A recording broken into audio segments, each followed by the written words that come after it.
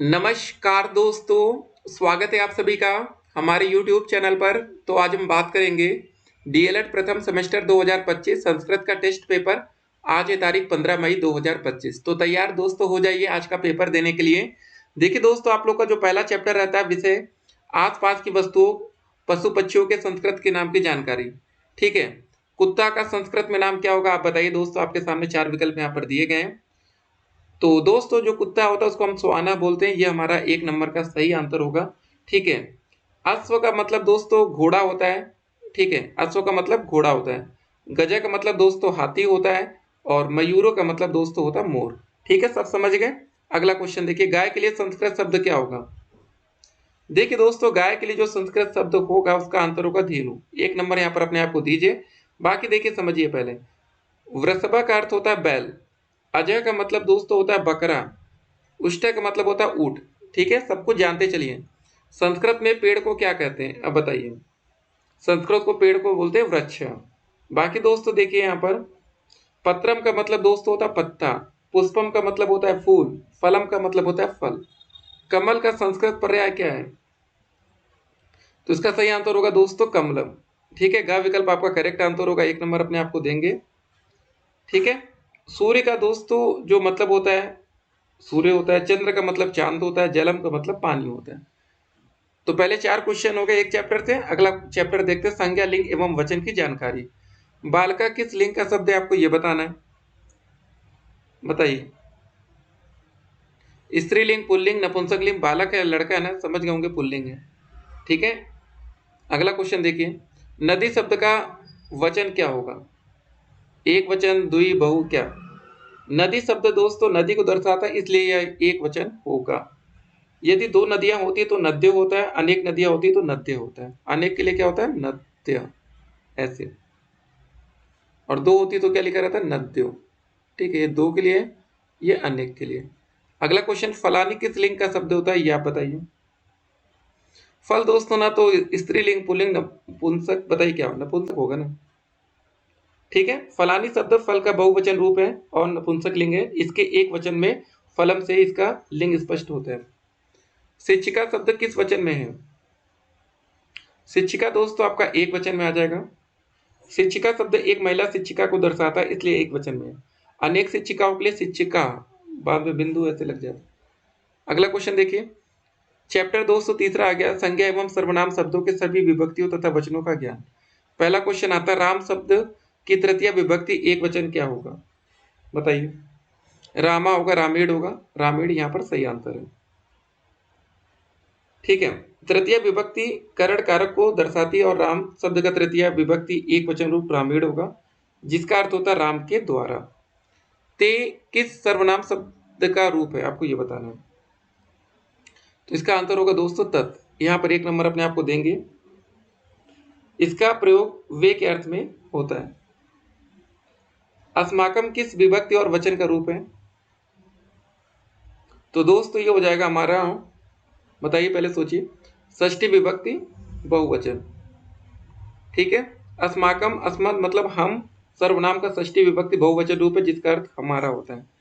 कस्मै किस सर्वनाम शब्द का रूप है। तो दोस्त इसका आंसर होगा किम। पहला विकल्प यहाँ पर सही आंसर होगा।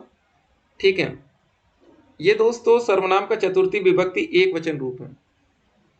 ठीक है, जिसका अर्थ किसके लिए होता है। अगला चैप्टर आता है श्लोकों तथा नीति परक वाक्यों का अर्थ ज्ञान। विद्या ददाति विनयम, इस वाक्य का अर्थ बताइए। देखिए अगला क्वेश्चन हमने आपके सामने दिया था, विद्या विनम्रता देती है। 1 नंबर यहाँ पर आपका बन गया। ठीक है, अगले क्वेश्चन में आ जाए, सत्यमेव जयते का तात्पर्य क्या होता है। तो दोस्तों इसका सही आंसर होगा सत्य की ही विजय होती है। अगला क्वेश्चन, उद्यमेन ही सिद्ध्यंति कार्याणि न मनोरथे, इस श्लोक में किसका महत्व बताया गया है। तो दोस्त इसमें बताया गया परिश्रम का। 1 नंबर अपने आप को देना है। यह श्लोक कहता है कि कार्य परिश्रम से ही सिद्ध होते हैं, केवल इच्छा करने से नहीं। ठीक है, इच्छा से नहीं, परिश्रम करना पड़ेगा। अगला चैप्टर आता है 1 से 20 तक की संस्कृत संख्याओं का ज्ञान। संस्कृत में 5 को क्या बोलेंगे बताइए। 5 को बोलेंगे, बताइए पंच, ये वाला सही आंसर होगा। एकम का दोस्त अर्थ होता है 1। त्रय का अर्थ होता है 3, सप्त का अर्थ होता है 7, इसका 5। संस्कृत संख्या अष्ट किस संख्या को दर्शाती है? अष्ट का मतलब दोस्तों हो गया हमारा 8। ठीक है, अगला क्वेश्चन, संस्कृत में 20 के लिए कौन सा संख्या शब्द प्रयुक्त होता है? 20 के लिए बताइए क्या होगा? बहुत ही अच्छा क्वेश्चन है, सही आंसर होगा विंशति, इसको टिक करेंगे। ठीक है, 10 का अर्थ दोस्त होता है 10, एकादश का अर्थ होता है 11, त्रयोदश का अर्थ होता है 13, इसका अर्थ होता है 20। चलिए आज हमने 18 क्वेश्चन देखे। अब आपकी बारी है, कितने नंबर आपने स्कोर किया है वो दोस्तों कमेंट में आना चाहिए।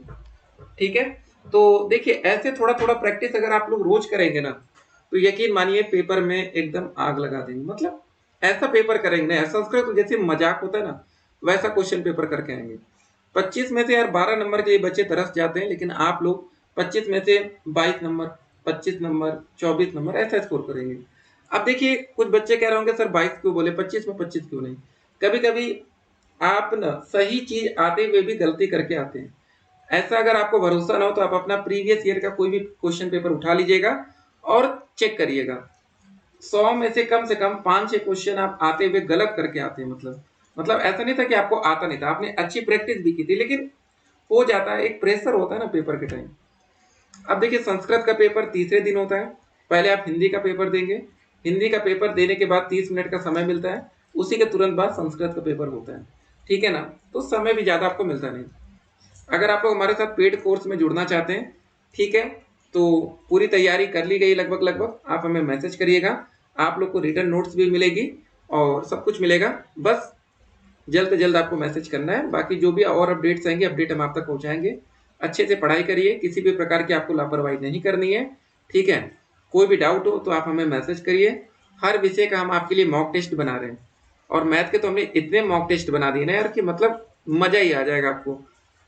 14 वीडियो दोस्तों चैप्टर वाइज पढ़ा दिया गया, 14 वीडियो से दोस्तों चैप्टर वाइज आपका टेस्ट ले लिया गया। मतलब क्या ही किया जाए आपके लिए।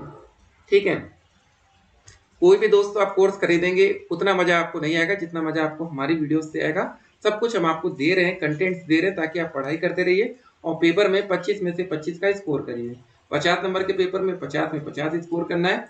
एक बात याद रखना, 25 में से पास होने के लिए 12 नंबर चाहिए होता है। बहुत बच्चे 11 नंबर पाकर फेल होते हैं, क्योंकि एग्जामिनर भी ऐसे होते हैं, कभी कभी उनको भी नहीं पता होता। जैसे आपने 50 नंबर का पेपर देते हैं तो उस समय आपकी पासिंग 17 नंबर की होती रहेगी कोई और एग्जाम में, लेकिन दोस्तों डीएलएड में ये 25 हो जाती है।